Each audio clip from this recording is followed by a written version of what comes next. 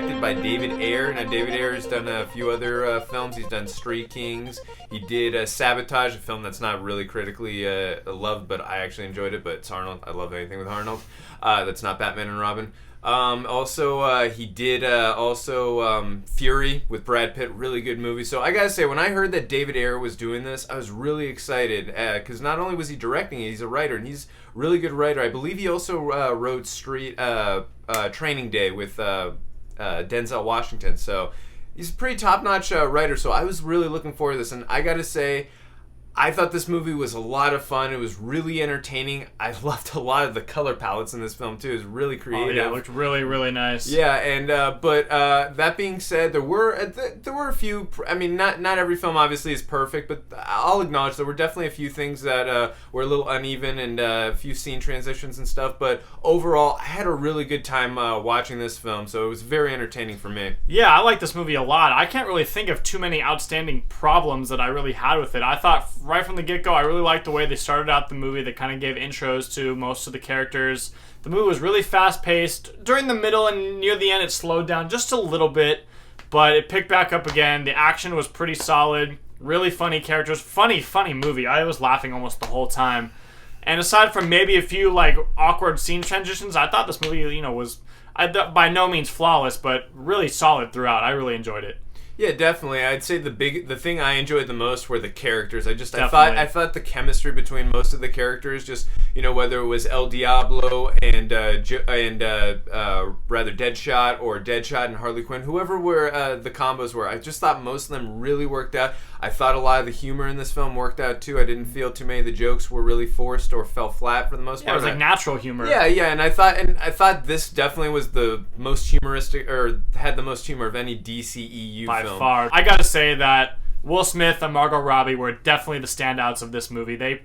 I don't want to say they carried it, but they were the two main, I feel like, the main characters that sort of took this movie to the level that it went to. Well, yeah, for me, I mean, Will Smith was fantastic. He was great. I gotta agree. One of the best things I've seen him in a long time. Yeah, one thing I was worried about coming in, because I am a big fan of Deadshot, Floyd Lawton. So I've played the Arkham games for years. I've been a big Batman fan for years, so I am a big Deadshot fan, actually. So having Will Smith come in, I was excited to have someone of star power like Will Smith, but I was worried, am I going to see more of Will Smith, or am I actually going to see Deadshot? And for me personally, I saw Deadshot all the way through this. I felt like I thought they really fleshed out the character pretty well. From beginning to end, you felt a lot of his motivation throughout the film. Also, you cared about this character, For me personally, the real standout was Margot Robbie. Yeah. I have been waiting since, again, I'm a diehard fan of Batman the Animated Series. To me, it's the greatest cartoon/animated series of all time, ever. I've been waiting to see Harley Quinn on the big screen since we got the episode Joker's Favor in Season 1 of Batman the Animated Series. And Harley Quinn, if you know this character, she was only supposed to be on one episode, just a one-off character, but the character was so popular, it became so in demand that the character got much bit more expanded into the animated series and became the Harley Quinn we know today. I believe we were supposed to get Harley Quinn in The Dark Knight Rises, unless I'm wrong, but obviously with what happened with Heath, of course, we didn't. When it got announced that Margot Robbie was going to be playing, I was thrilled because from what I saw in Wolf of Wall Street, I was thinking in my head, she's going to nail this role. And obviously from the trailers we got, I personally was like, yes, she's perfect. Then when I saw the film, I really, at some moments, I truly felt like I was watching the animated series. I felt like a little kid in my seat in some points. She really embodied the role of Harley Quinn. She nailed it. There's a lot of subtle callbacks to the animated series that really kind of really stood out in my mind, saying, oh yes, this is this character. And she was obviously one of the funniest characters in the movie. And even in times of tension and downtime, she was still keeping that humor up a little bit, just to lighten the mood. Overall, this movie kept a really light mood, and she was the big reason why. Yeah, absolutely. And just to add on to that more, I thought she did a great job with her humor. When she had to be crazy, she was crazy. And also in her serious moments, I loved her serious moments as well. Anytime she was on the screen, she literally was the spark of the screen, and she was phenomenal. Also, another standout for me was Jay Hernandez as El Diablo. Now, I'm not going to lie, I didn't really know too much about this character coming in. Most of the other characters in the Suicide Squad I was familiar with.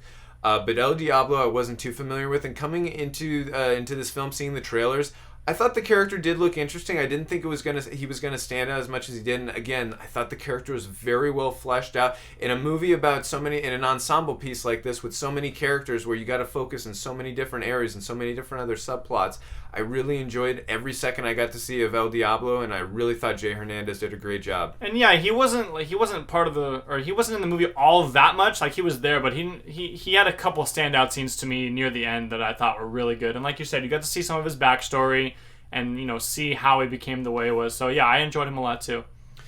We obviously got to talk about the Joker. Now, look, you got to give Jared Leto this. It takes a lot of balls to take on this role after what Heath Ledger did. And I thought he did a really good job. Yeah. It's just hard to compare the two. Yeah, no, absolutely. And I don't even want to compare the two. Yes, they're both the Joker. Of course, there's going to be some comparisons. But without going into too much spoiler territory, Jared Leto is not really, or the Joker is not in this film as much as you would think. He's, again, not too much into spoiler. He's not in this film more than 10, 15 minutes probably.